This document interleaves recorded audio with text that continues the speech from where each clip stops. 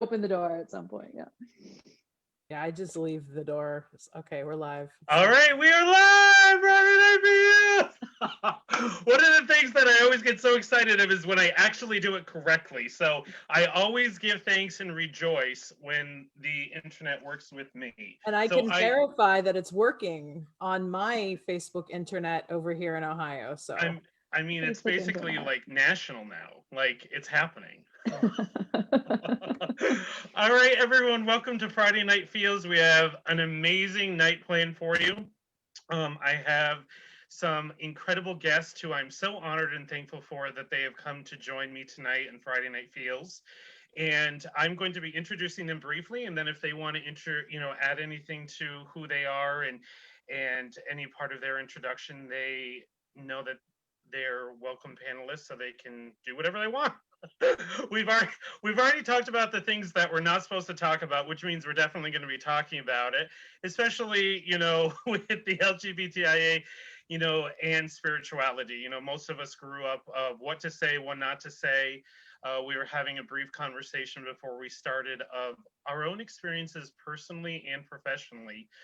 But one of the things that I wanted to have this conversation is one, to have an amazing gathering with amazing people who have joined me tonight, and also all of you who are watching and will be watching, to talk about these issues that affect so many of us and bringing light to it and focusing on advocacy and opening the doors to really important conversations and issues that are affecting all of us in numerous ways.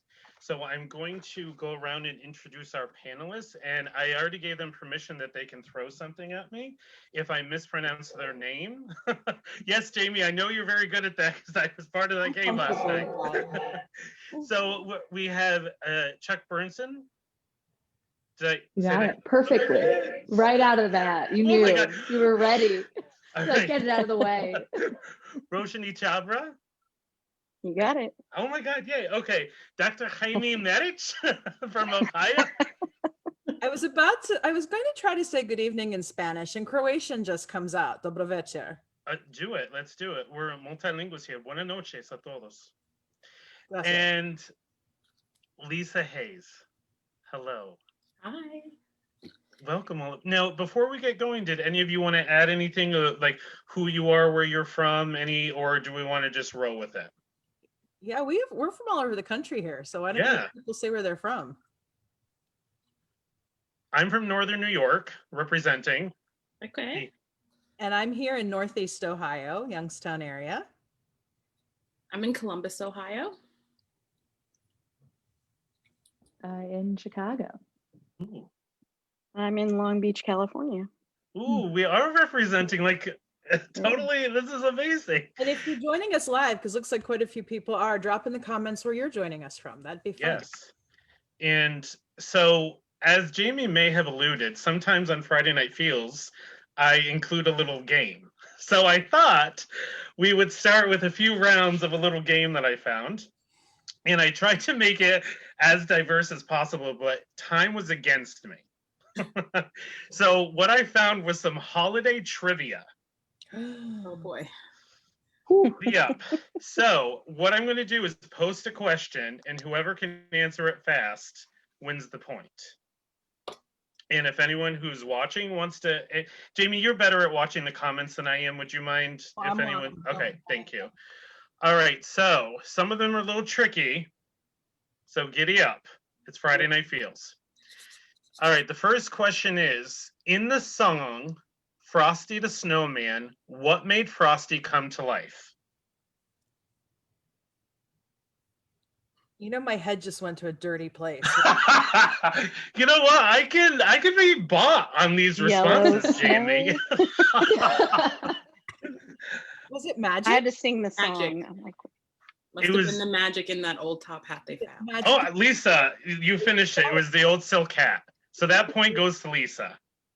Don't know what we're getting points for. But It's funny you mentioned that there is a prize. So don't worry. Trust me. Yeah.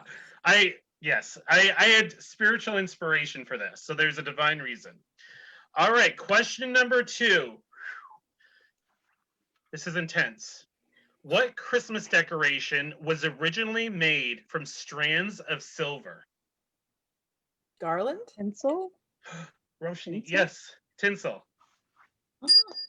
Oh, yes. I'm like, isn't it still that? Because there's Like, I don't know what you peasants are using for your tree, but I'm still using Listen, silver. the dollar store is quality real 100%. Yeah. Oh, Real silver. Wow, that was some expensive tinsel. I mean, Yeah, we really. go way back. All right, so we got 1 and 1. All right. Ready for the next one? What does the word Hanukkah mean? Sorry. What does it mean? Yes. Is Who's Mara's Googling I here? Mara's Mara's observing Shabbat. Oh, she's yeah. Someone send her a text. Like she'll get it. She'll get it tomorrow night and answer. Yeah, right. I would like to go through the story. We could find a word that's similar. I got nothing for you. Light. Does it have something Patrick. to number 8 with lighting the night? The Number I was 8. gonna Are you say, just doesn't throwing it- words out? It was contextually relevant, Patrick. I think it means presents. I think it stands for presents, Yeah. right? Yes. 8 days of presents. Dedication was the word according to the internet, but I think you all put forth an effort, which I honor and value. So I'll give you all a point. Yeah. give us 4 dings.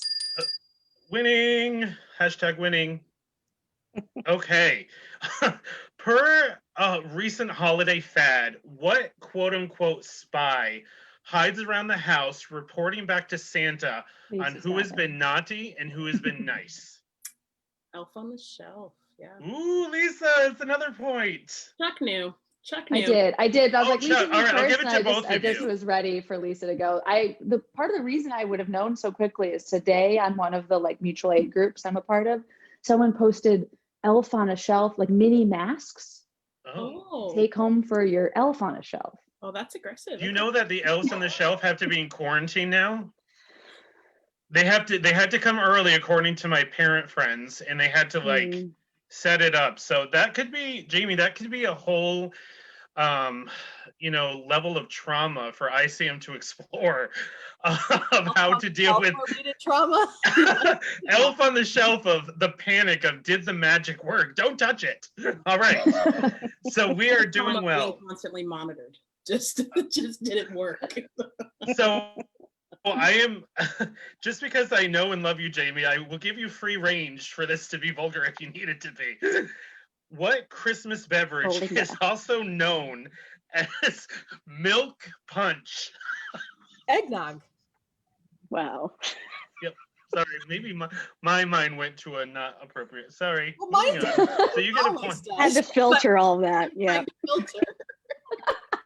It's funny, whenever I go to load these up to YouTube, they're like, is this appropriate for children? No. No, it is not. My really good friend Christina Dine is joining us. Blaze is here too, and Christina said she quarantined the kids' elves. Oh, okay. She verified that. Yes. Safety first. Hi, Blaze.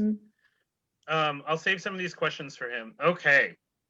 One of Santa's reindeer shares a name with a famous symbol of Valentine's Day. Which reindeer is that? Cupid. Ooh, Lisa, go for Thanks. you. Point. She gets a ding. Okay. What Christmas-themed ballet performed in St. Petersburg, Russia in 1892? Nutcracker. Yes. The only Christmas theme. I was like, that's the only one I've got. But You know, I had never seen that until I was an adult. It's pretty beautiful story. It was really nice. All right. We might have to channel Mara for this one again because she's with me in spirit. Okay. Who was the first U.S. president to celebrate Hanukkah at the White House? That's a good question. That sounds very Franklin Delano Roosevelt. Is that your final answer? I'm gonna go and say that's not the answer according to Patrick. Yeah, My nonverbal communication is very alive and well tonight. Biden. Right. I was gonna say, I Hasn't worried happened that was yet. gonna No, you brought. No, you brought. I just want to hug you right now for that response because I was like, that will be happening. Like, yes. It was impactful. Clearly, it stuck with us. The first president, U.S. president, was Harry Truman. Hmm. Interesting, Never right? in my life. After Roosevelt, I was warm. Okay, but you know what? It's the holiday season, so everyone gets a point. Jamie, if you could ring the bell 4 times. Who's keeping track of these Points points? don't mean anything. It's all up. I You think know Lisa's what? winning.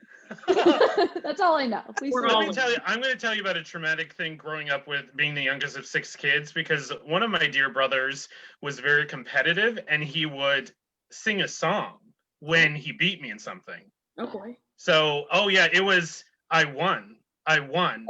I won. Amy's got you I won. covered. I'm the very best. I can beat the rest. And Pat's a losing bum. Oh, lyricist. He would Okay. sing. Hey, It was quite Yeah. clever. So that was funny. Okay. What language is the word Kwanzaa from? Swahili. Good one, Jamie. You get a bell Quick draw. and a point. Belling myself. Okay. In the early 1800s. On camera. Ringing my own Did you- bell. Turn off your Ring video, my maybe. bell. Ring my Really not bell. for kids. My bell. Ring my Patrick, bell. is this game your way of us avoiding talking about the dark stuff? Jamie, will you have a leap of faith, please? There's a Okay. reason to my mindness. We're getting somewhere. We're going. Okay. We're heading in a I'm direction. just messing with you. Okay, let me go to another one that's actually. Those are my other good ones.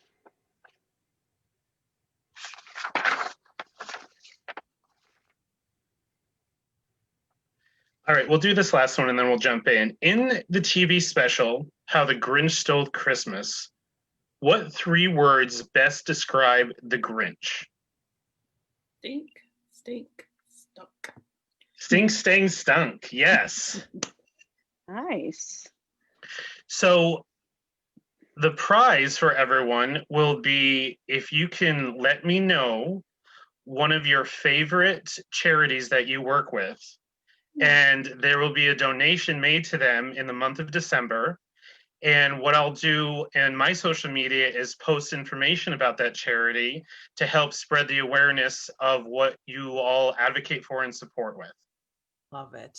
So if you Nice, want to thank share with you. me now your charity, or you can just email me, but that way it's kind of paying it forward with the holiday season. Nicest it. prize I've ever won. Oh, yay. Well, I think in keeping with our theme tonight, I'd like to earmark Project Trevor, please. Or Okay. Trevor Trevor Project. Project, yeah. Up the order. Awesome. But they're, yes. So one of the things and thank you for playing the holiday version of trivia. You were all amazing. And one of the reasons that I did that is sometimes when you get ready for doing something like this, especially with me with Friday Night Feels, is sometimes my mind goes into an anxious place. And with work and stress and the holidays and COVID and everything, sometimes that anxiety can really take over. And I noticed that I wasn't getting excited. And I always get excited usually for Friday Night Feels, especially for a gathering.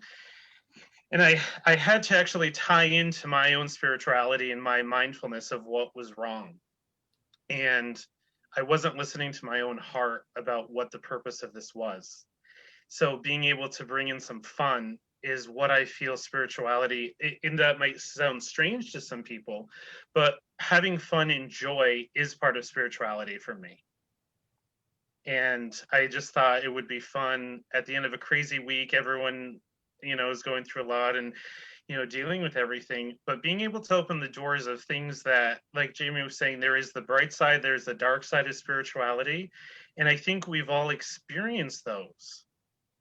And being able to have that with sort of that introduction with some joy and fun and laughter. I think I needed that.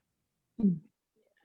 And, so one of the questions that I was thinking of as we were preparing it is, what is spirituality? And I was just wondering how you all define it in your practices and in your worlds. I mean, we can just go around and whoever wants to share. Like, how do you define spirituality?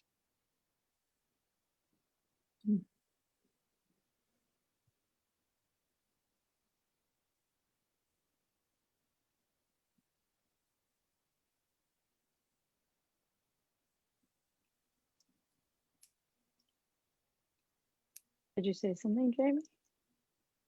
No one wants to go first, and that's usually how I deal with anxiety and awkward silence. I volunteer to go first. So, well, Patrick, there's a definition I learned in recovery that is a bit cheesy, but it actually really applies to me. That religion is for people who want to stay out of hell, and spirituality is for people who have been there.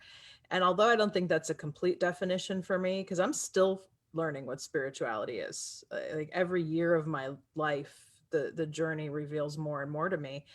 And I think it's just fundamentally that thing about being connected with something that's greater than myself, whether it is the universe or the divine, because I do have a divine connection in my spirituality, but I've learned that divine lives within me. And it's also a connection to others. Like playing this game with all of you tonight was a spiritual experience for me. And I think, again, what makes it spiritual is that, as opposed to religious, is so much of religion is about law and order and following rules and rituals. And I don't think that's all bad either, if religion helps you find spiritual connection.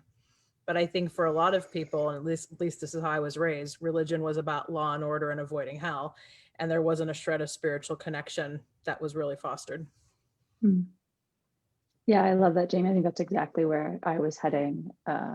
Very similarly, just sort of, right. I think spirituality for me is connecting to the universe through connecting with myself, and also connecting with the people around me, and seeing that right, that holiness in the people around me. Yeah, those are great answers. I think my answer is almost the absence of an answer. I was raised in a tradition that really sought like absolute definitions for things. And so I think some of what I experiment with spirituality is not knowing, and I think not knowing can feel radical to me, growing up in a culture that really insisted on a single truth, and just kind of pushing into space and thinking, I don't know, maybe this is it, or maybe that's it. And can I just experience things without needing them to be a part of some larger algorithm, about where I'm going, or what the world, needs for me to be doing, or what I'm supposed to be doing. That's beautiful. I like that. Good point. Yeah, I think for me, religion is more kind of institutionalized and connected through folks, and a bit more structured, I would say, most of the time. Spirituality to me just kind of is more personal. It feels like this is my practice, this is about me. I'd read that the one true partner that you have in your life is your body. And it's true, it's like you got to take care of yourself first. And part of that is getting in touch with who you are in whatever way that means to you. So for me, I grew up being exposed to a lot of different religions, and also developing a spirituality practice at about 3, learning to meditate. And so it's always been kind of woven in like different aspects of it. So to me, it's been more of something that's like the constant or the foundation of the things I do, and what informs that. So, and family, culture, and traditions, obviously. It's really beautiful. Sorry, someone just said, let me just check. Jamie, are we live? Yeah, to no, the Facebook? we're live. It was an issue with the co-hosting. Oh, okay. Okay, Only- sorry. You need a definition someone shared in the comments, connection and relationship to something greater than me. That's really beautiful. And,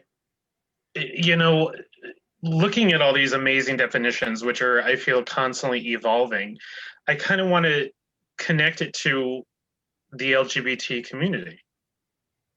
And I feel like that's, spirituality, we could talk for days and days.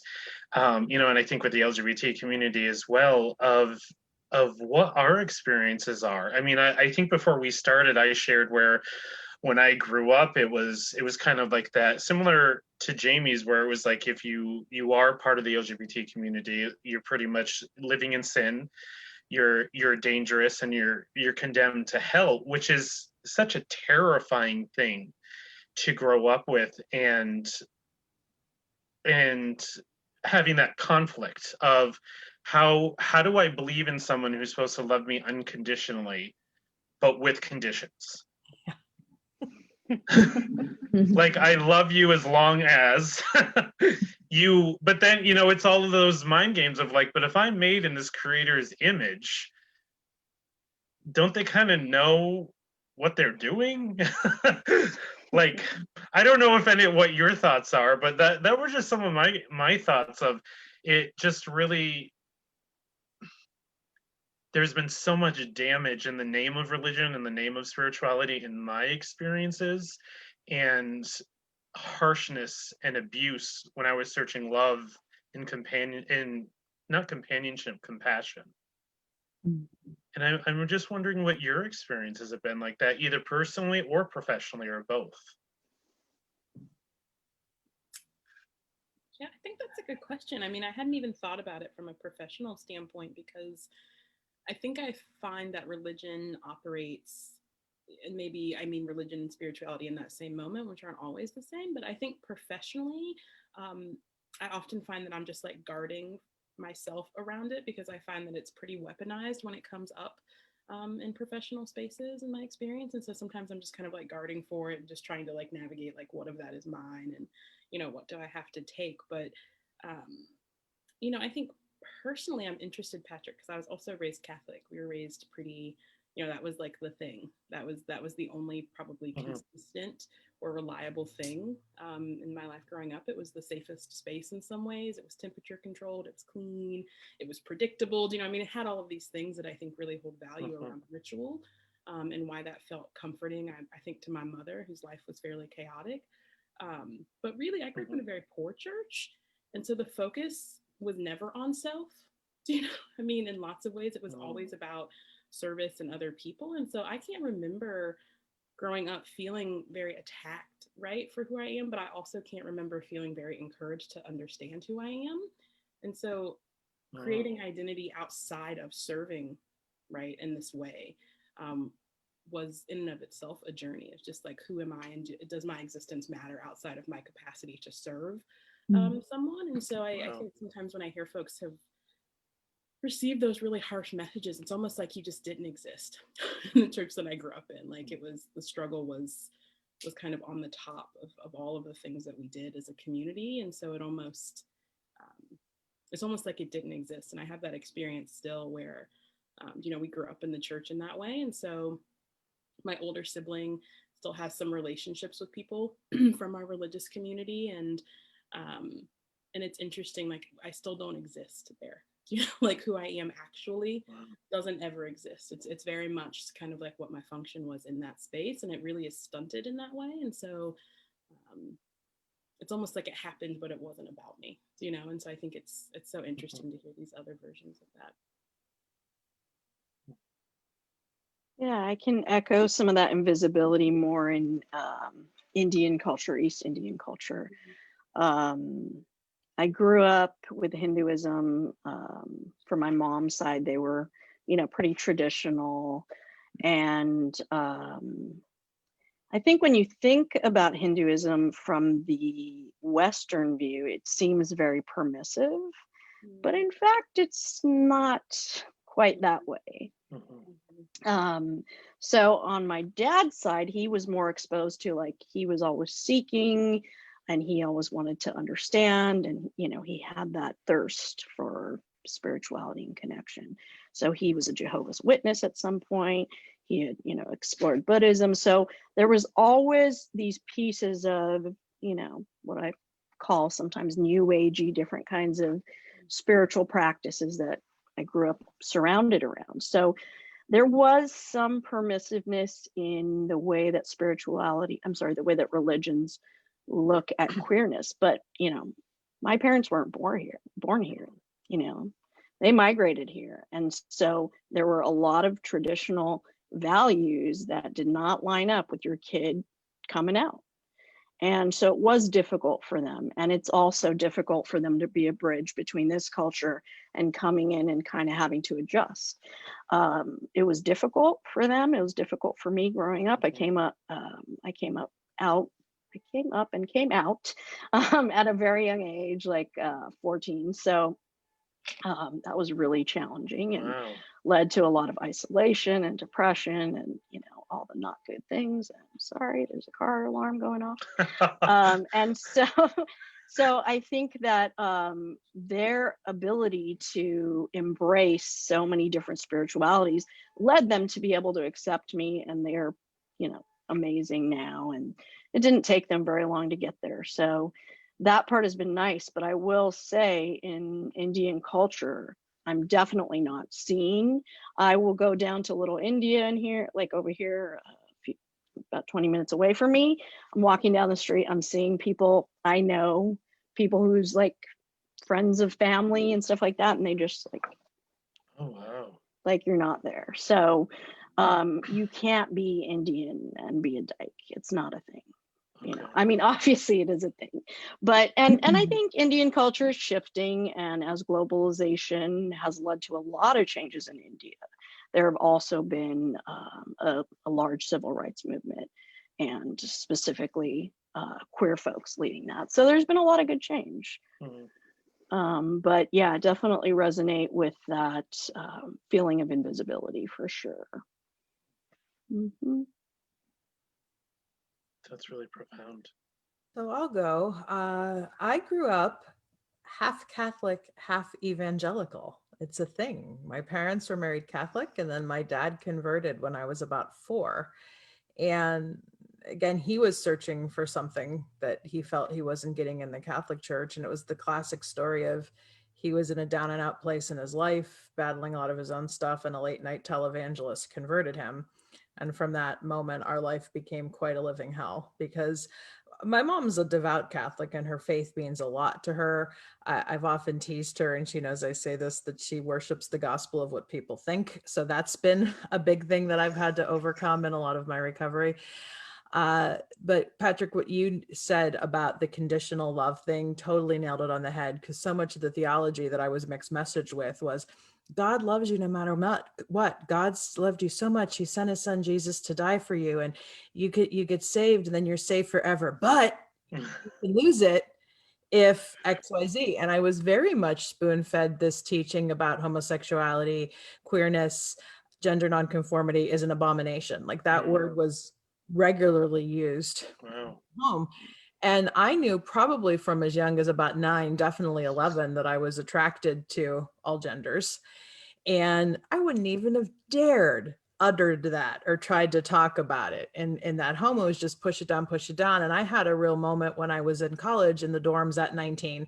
And I had already started questioning religion that I was raised with, because I was being exposed to people of so many other faith traditions in my university setting. And I was literally met with this lightning bolt of, these folks are not bad at all, because so much of what dad had raised me to believe was like Hindus are bad and Buddhists are bad, and they're not anything anything that's not of Jesus is bad. And it's like, yeah, and these people are a lot nicer than you. So and I was in the dorm at 19, and I had this moment of knowing as clear as a bell both what I was in terms of my worldview, like the coexist symbol is basically who I am. And I knew, because I had really been exposed to that term bisexual and learned about at least the basis of what it was. And it's like, yeah, that's me. But I knew in that moment, if I were to come out and actually explore it, I would lose everything I ever knew, which was my family connection. And eventually I was okay with losing it, because living a lie was no longer serving me. But I just, so much of what I've struggled with is a lot of those what ifs over, like, I feel I've wasted a lot of years being kind of half in, half out, So much more I can say, but I'll let Chuck answer the question. I want to hear all the things. Yeah, I feel deeply privileged in the ways that I experienced religion and spirituality as a kid. I'm Jewish, and my family practice Reconstructionist Judaism. It's a newer US-based movement, but it is entirely based on the idea that we have to be constantly reinterpreting and discussing and arguing the texts of the sacred texts, right?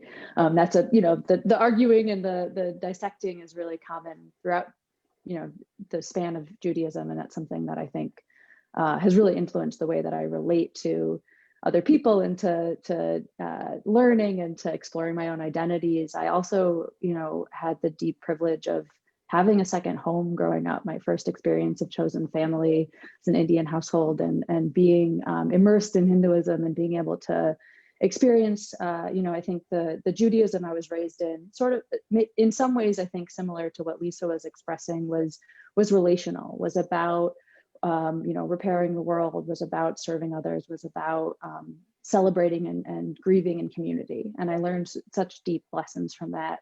To have a second home to go to, a few nights a week, that was really about the relationship to self and the relationship to the universe and to nature. I think allowed me room for a lot of nuance and a lot of spaces where, I didn't come out until I was an adult, but it wasn't because it was almost the opposite experience. I think is common for a lot of queer people. It was almost that I was assumed to be queer from so young, and it was so accepted that I was like, no, I'm just a different kind of a girl, right? I was like, can it be that I just love my brother's gym shorts and playing games with boys? Like, just that. I think I was very defiant to the idea that I was queer, that I was trans.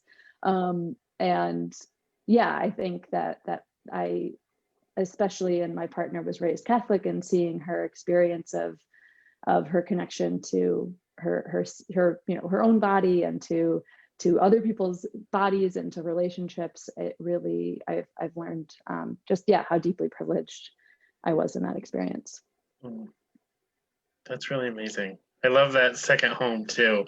I had a second. Well, I didn't consider it a second home, but growing up in a small area, like everyone was the same. So like diversity wasn't even talked about until I was in high school, and I became friends with an international student from Taiwan who grew up in the Dominican Republic, who was living with a Greek family in my city. So we would go over there, and all of a sudden, like baklava and spanakopita, like all of a sudden, my mom didn't know what to do with that, but it started. I think for my family at that time, I watched this movie, and I talked about it, I think, in Jamie and our conversation of Prayers for Bobby. And it's a really beautiful movie if you ever have a chance. And Sigourney Weaver plays the mom, but there's this one line where she talks about her son Bobby, who commits suicide for being gay. And she said, I knew he was different since the moment of conception. And to me, it always like tears me up of just like because there's something special there. There's something different. There's something unique. There's something, and I think one of the components that I think about with spirituality was, and being in the LGBT community was, from my experiences of really shutting down. Like I can't remember, someone said, like living a lie. It's like, it wasn't about living a lie. It was about survival, because there was just so much fear. I remember growing up, I think it was in the 90s, when I heard the story of Matthew Shepard. And, and I just thought, even I think at one point, Jamie, I said this to you a couple months ago, I was like, this is like, that fear is still there. And, I know we joked about like not talking about politics, but the last 4 years, that fear has been there every day. Yes.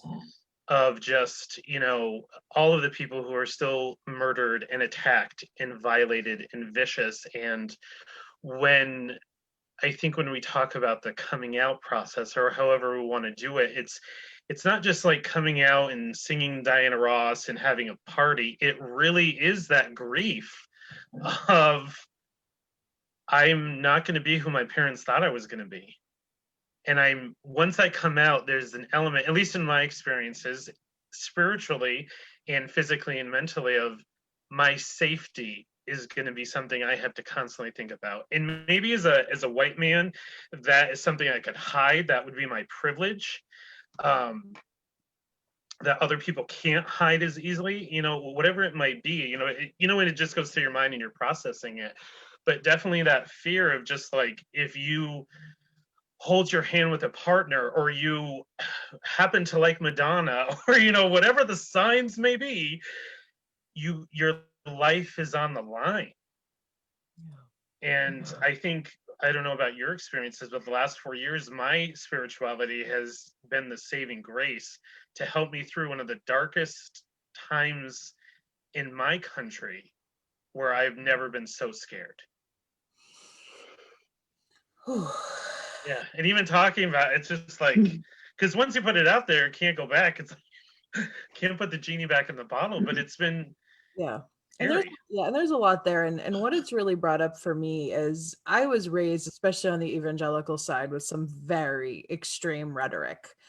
All of this material out there about conspiracy theories that are concerning a lot of us. It's like, yeah, I grew up with all of this. I can tell you the next line that are coming out of these folks' mouths. I think what's affected me the most is how to see how people, because as part of my healing and recovery, I came to frame a lot of what I was raised with as rather radical. And now it's like, oh gosh, it doesn't seem so radical. Like more people are embracing it. And that, I think that heartbreak of seeing people embrace and defend, especially the hatred, or I think what bothers me the most is when people say things like, well, what you do in your private life is your business. Don't just wave it in our faces. And like what that's really saying is, we don't see you, honor you. We don't think you deserve to take up space exactly as you are.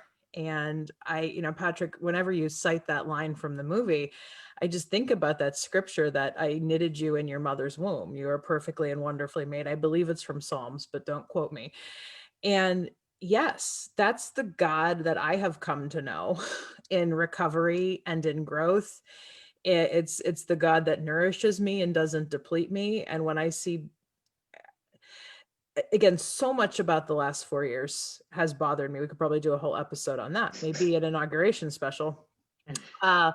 Yet I just continuing to see people do so much of this in the name of God. Not only is that the very definition of spiritual abuse, but personally, that's what hurts me the most. Yeah, to think that you would be a mistake when all you're trying to do, especially all of us on this conversation tonight, we're in the helpers field. We have dedicated our lives to helping other people in whatever way we can, as advocates, as educators, as therapists, as supports. And I think that was one of the other reasons of having this conversation and opening that door, because it is scary, but it's also beautiful and it's amazing, and it gives us hope that we aren't alone. And the people watching, or the young kids, or the older person that maybe you never felt safe of, you're not alone. And we love you. I don't know. I think safety is so complex, and I think just seeking spaces that feel safer, and I think this is this moment. So my partner and I were at the grocery store, and my older sister called to tell me when RBG died. And she called me, and it chokes me up now. And I'm just weeping in the parking lot at like Costco, at Polaris. And I was in a space that I would identify as being kind of like predominantly white. And I just had this sensation of needing to go. Like I was like, we have to get out of here, And so I called my little sister, who it's one of her personal heroes. And, I called her, and it was like telling this thing, and it became like the fear, right? And I was saying to my partner, I said, if one person's life is all it takes for me to feel as if my life doesn't hold value in a space where I pay taxes and I show up and I participate in my community, that piece, right, that it's one thing, and sometimes I struggle, right, as a person who identifies as a Black queer person, like I sometimes struggle with the hereafter, like it's a hustle. There's something very, it feels like a lot of incrementalism, right? Like if we hold out, if we hold on, if we see the good and the bad. And so sometimes in those moments where I feel this level of like exposure, right? Like I almost prefer the privacy of my pain, as a Black queer person, as a person who lives with you know, someone whose body is also, you know, it feels dangerous in this world. Sometimes I'm like, I get angry about it. I'm like, oh man, like this is this big moment of exposure where this pain that I think I'm carrying around. You know, my partner and I were talking about, you know, we were doing the thing that I think all liberal brown queers did. We were like, where can we go? You know, we were ready. I was like, I'm no longer paying taxes to be this afraid. And really, you know, we had this moment of just like complete and utter just sadness. Like, I don't know where we could go. You know, I don't know where it is that we could go that both of us would be safe at the same time. And so there's this moment, I think sometimes where I try to invite some of that spirituality or some of this basic belief in the goodness, right, of people and of living and of this kind of larger purpose of connection. And it's in those moments where it feels too much and I just want to like close out, you know. And I think that's one of those things that I also was taught in Catholicism, right? That like your pain became very private.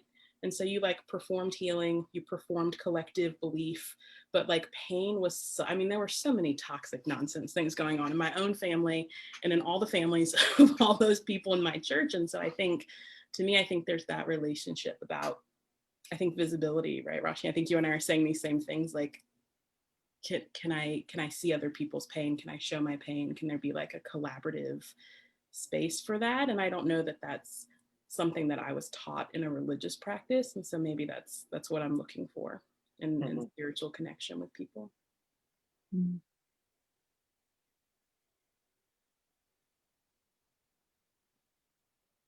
Chuck, I have to say, my older sister asked me if I was queer like every couple of years. So we have this great story in our family, because probably, I don't know, maybe like every 2 years or so, she would like try to like catch me off guard. I don't know what she thought would happen.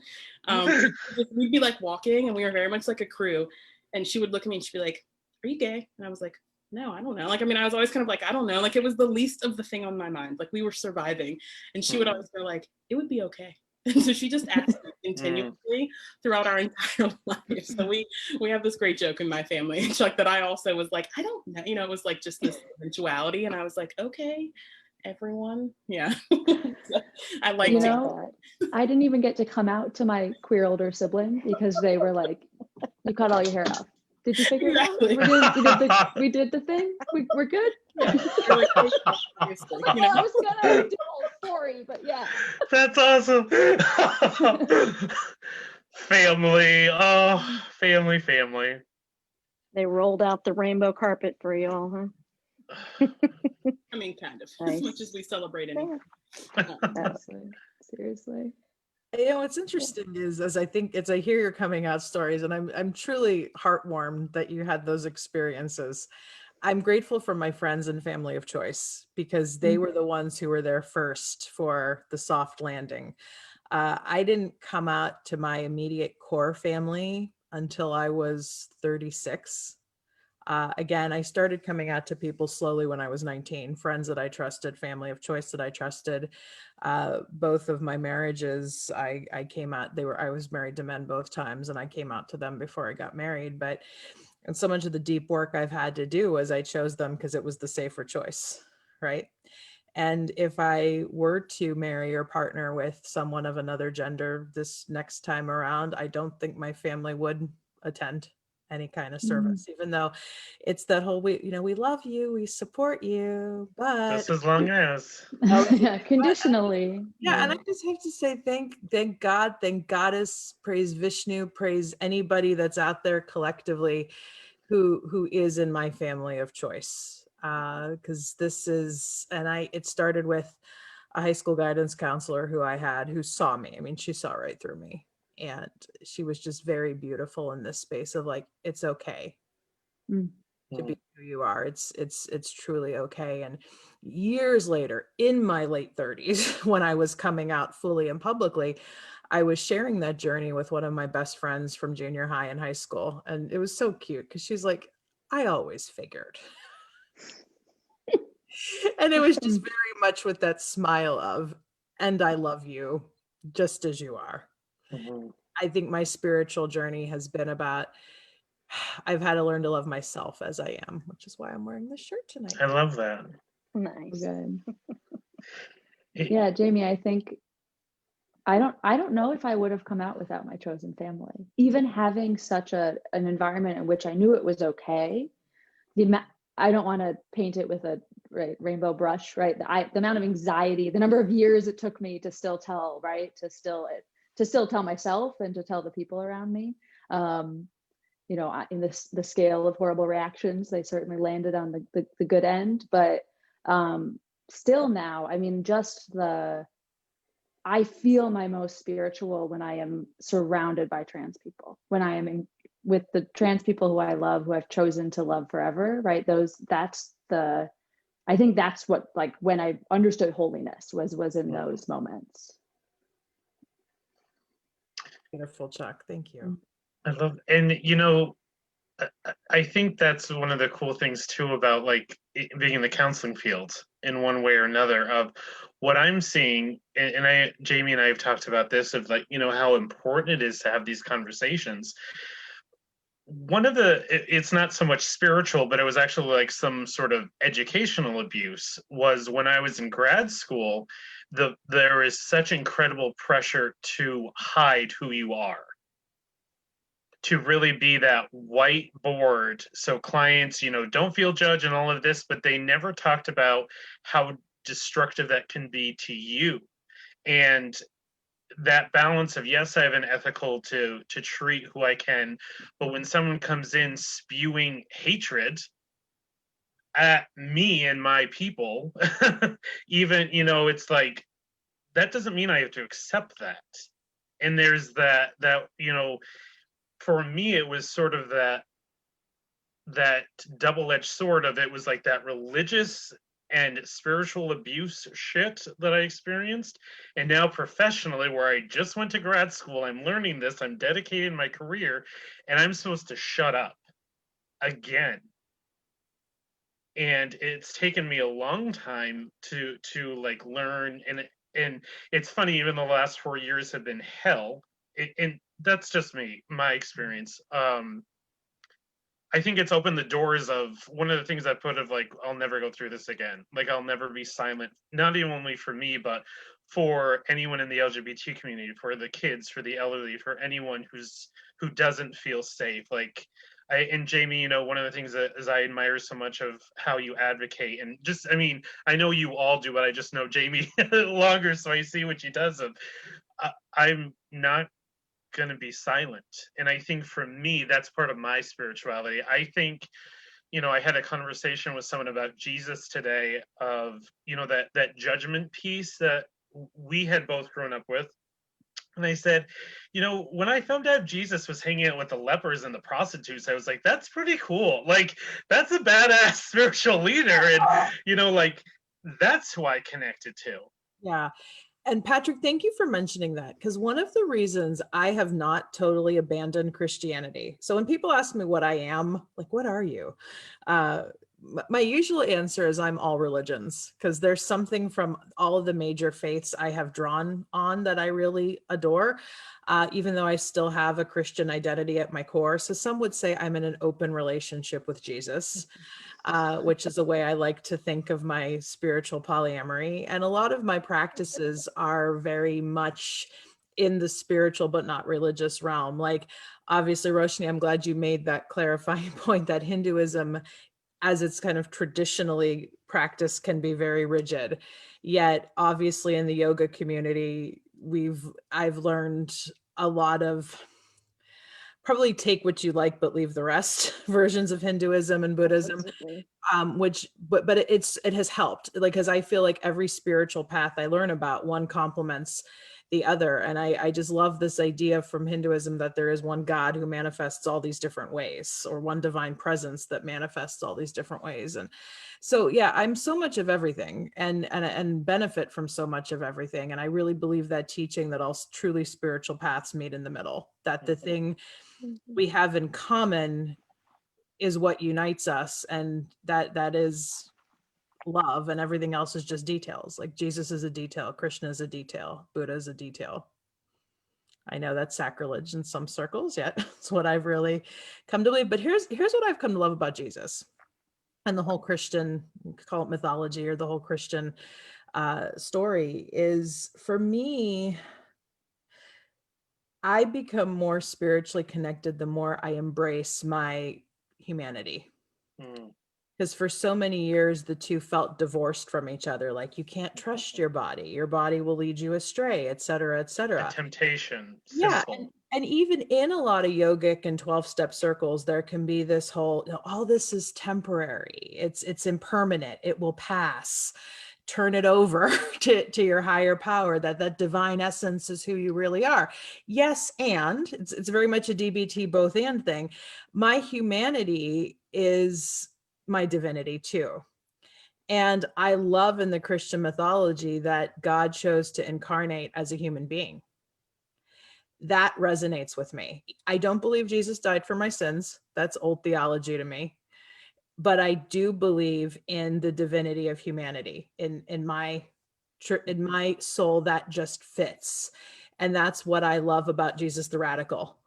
Like you said, it just speaks to me so much. And I just thank God for that, because I feel, and if this is your path, I get it. If I would have come out of this totally embittered about my Christian experience, I don't know if I would have survived. Mm. I'll be quite honest, because growing up Christian was so core to me, but I've really had to learn how to redefine it. Coming out has done that for me. Pursuing recovery has done that for me, both addiction and trauma recovery, and just meeting different people, because the church I grew up in was so damn insulated. Right. Sweet Jesus, take the wheel. Sweet Jesus, take the wheel. Good grief. Yeah, But- and to your point, Jamie, I have the same sort of outlook or philosophies that all religions at the core, it's just like, be kind, treat people nicely, turn the other cheek. And I look at it the same way, you know.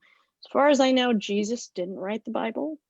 God Correct. did not write the Bible. God, Allah did not write the Quran, as far as I know. And if you really study this stuff, you see that this is, paganism we woven in there, and it was largely done by kings to be able to, bring people in and, embrace all of this. And it's a leadership move. And now it's being taken as like solid facts, and some of it just doesn't apply anymore.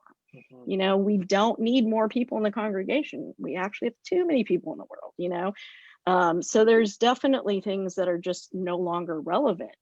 That I used to do these speakers panels when I was in college, and the religion question would always come up. And I would be like, so do you eat shrimp? Do you eat meat on Fridays? Like, all these things that you are supposedly, Against. not supposed to be doing. Are you doing all that, or are you taking this piece of, a man should not lie with another man? Mhm. That doesn't mean they can't have sex standing up. So, it's your interpretation, right? I may Well, have and to seen that that in point- my discotheques. Well, that's a whole other story. That's Friday Night Feels After Dark. Yeah. And To that point also, right, we don't account for, no one talks about translation, exactly. No. right? Oh It's my like, you're gosh. reading the King James Bible, you're reading an English Bible. Like, what are you, the Torah in English, right? Like, what are you, there's not a word for homosexuality, right? Right? You can't, there's no, right? That second man was boy, right? We pretend that those changes weren't made, and they weren't made by white men who wanted, right, or kings who in other countries who wanted, right, access to power and to Control. a set of controls. Exactly. And to anybody who's watching this that might still be tortured by the Christian spin on this, look up Mark Sandlin, Sandlin. Mark Sandlin. One of his classic pieces is called Clobbering Biblical Gay Bashing. What Chuck was saying about translation, he decimates any Christian argument that has been hurled against you about being queer, simply by looking at translation, and then also bringing in some things around context. So that's important. And Roshni, I just laughed because when you were talking about, did God write the Bible? And I'm like, gee, what we're dealing with here is the ancient version of, if I read it on the internet, it must be true. Be insert. Absolutely. What was that thing? that commercial? When the Totally. guy who's, I'm a French model. Yep. Bonjour. And I met this real in my travels. I met this really amazing Jewish clinical counselor who was born in Israel, identifies as Israeli, and she practices what she calls a pre-Mosaic Judaism. Mm. And she's like, we see the men who wrote the Torah as a bunch of traumatized men. So considering Absolutely. that context, we look at the bigger picture. And I just loved that. And I think of what Elishiva said about that. And I apply that to so many of these other spiritual debates and puzzles. How Mhm. many people who made these decisions were doing it out of a trauma reaction? Mhm. And even, I mean, I just think about like my mother's attachment to religion was a trauma reaction, do you know? And so I think sometimes I think about the Catholic Church, which is my own experience. So I don't always need the bad person to be Christians because I disagree. And, you know, I mean, I think we can spread out bad person around, you know, there's enough Plenty to for go around. folks, there's lots of blood on the hands, but you know, sometimes I think, you know, I was thinking, Jamie, when you were talking about coming out to your family and what that looks like, you know, I had my personal story is that both of my parents have passed away. And so both of my parents died when I was in my 20s. And it was its own beast, you know, just like death. And, you know, both of my parents were quite young. And so I really came out into a new self, you know, like, and so I sometimes think about Catholicism as a parent, you know, and it was very much something, it was like maybe my more stable parent, you know, and it was my mom's best co-parent in some ways. And so sometimes I think about it, you know, when it's almost like when you figure out who your parents really were in the world and you start to become curious about how they get to these places and how they make certain decisions. And, you know, sometimes when I think about religion as a thing, you know, I almost experience it as kind of like that detachment from a family of origin, or you know, kind of finding new family and finding new language to think about spirituality, or finding space for permission just to say like, yeah, I don't think that's something that was really like literacy biased, or you know, when you start to understand Catholicism as rituals of like smoke and bells, and because people couldn't read, you know, and so they needed to signal folks when to move and what to do and how to participate in a service that was conducted in a language that they didn't understand, you know, I mean, this complexity of it. And so I think about religion as like a family, you know. I think, Chuck, to your point where you're talking about it being very relational, because my experience was very relational. It was like it was a family. And I think sometimes letting go of those things, I think sometimes I have grief around that, because some of the ritual is so beautiful and it feels very familiar and comfortable. And you know, when I hear folks around holiday times talking about going back to, you know, like your racist or your transphobic grandma's house, because it just feels, you know, people are willing to surrender all of themselves just to go someplace that feels familiar. And I find that, you know, throughout my life when things have been tough, I sometimes feel that pull, you know, where I know that I would have to surrender all of myself to go back into that building. And I couldn't go there with the people who love me, and it would be like a weird exchange, you know. I'd be so alone just to be close to that relationship. And I think particularly around the holiday time, that occurs to me. My sisters and I, who are like this fierce posse of family now, we were talking about, we had a sister call. My older sister said something towards the end. She goes, well, we're all being bad Catholics because no one's doing the Advent wreath, you know. And so we were kind of jazzing each other about what our decorations were, and just that idea that we've all kind of, you know, we're all, that's kind of another part of who we are. But anyway, that's a long thought. I was just thinking about what everyone was saying. And Yeah. Perfectly timed thought. Yeah. And it's funny because one of the things that I took away from being Catholic was serving. Like, that's what I loved of helping other, you know, I think Jamie, you had said it, or I can't remember, about whether you could leave that being bittered. And I could with other experiences, but then I had to do that spiritual internal work of loving and forgiving myself and healing myself and knowing I did the best I could. And what did I get from that? I learned that I do believe in the power of love, and it's not this weak, you know, sugary thing. It's a force, and it has saved my life numerous times. It saves other people. It's what we do on a daily basis. Like, I remember I was teaching a counseling class once, and I said, if you don't love your clients, there's something wrong. And they just stared at me. I said, well, what the hell do you think you're doing? Like, we love our clients. Like, that's who we are. And Lisa, I think I can relate to that too, of, you know, with so much scandal in the Catholic Church too, that hurt my heart. And I always love like going to churches, or when I travel, or cathedrals or places of worship, because even when there's shit energy, whatever may happen, like Yeah. there's so much love, like from people who really believe in the love and in the beauty of what they were taught about that community. Mhm. And I think around Christmas time, that's when I blare those songs, and I'm like, I let the Spirit speak through me through song. I may not be the best singer of the world, but I remember I watched this episode, flashback, of Touched by an Angel, where Monica was jealous because she couldn't sing, and Della Reese like called her on it and said, you know, the saying is, make a joyful noise, not a beautiful one. I was like, preach, preach.